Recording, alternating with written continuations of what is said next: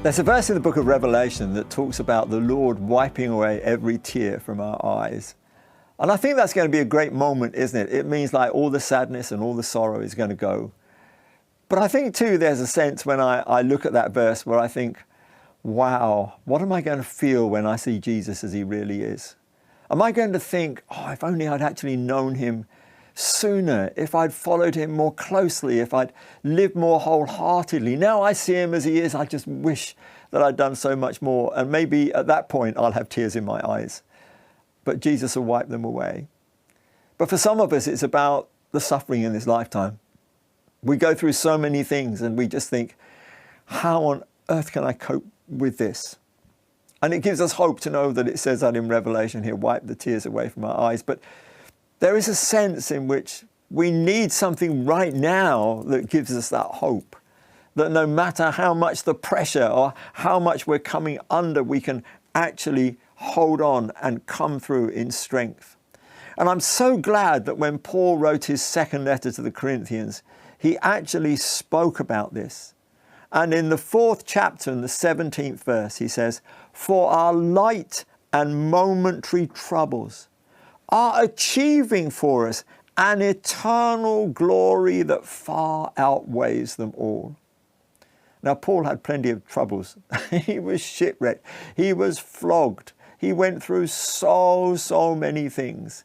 But he was able to look at them in a perspective where against the glory of God that we're going to see, they seem trivial.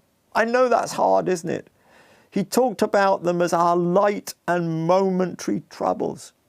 And he was saying that somehow what they're doing as we're going through these light and momentary troubles, they're working something in us that will give us a far greater sense of God's glory and presence that will transcend everything. In Hebrews chapter 11, there are so many amazing people, but there's one reference to those who wouldn't accept deliverance because they were believing for a better resurrection.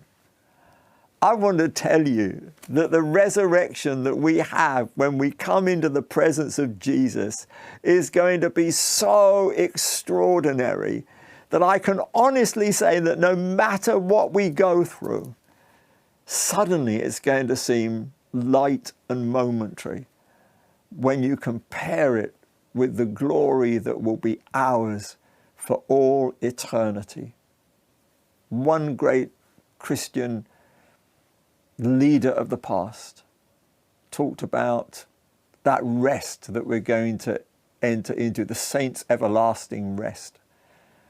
There are times when I just need to think about that and to realize this weight of glory that's going to make up for everything that we go through while we're getting there.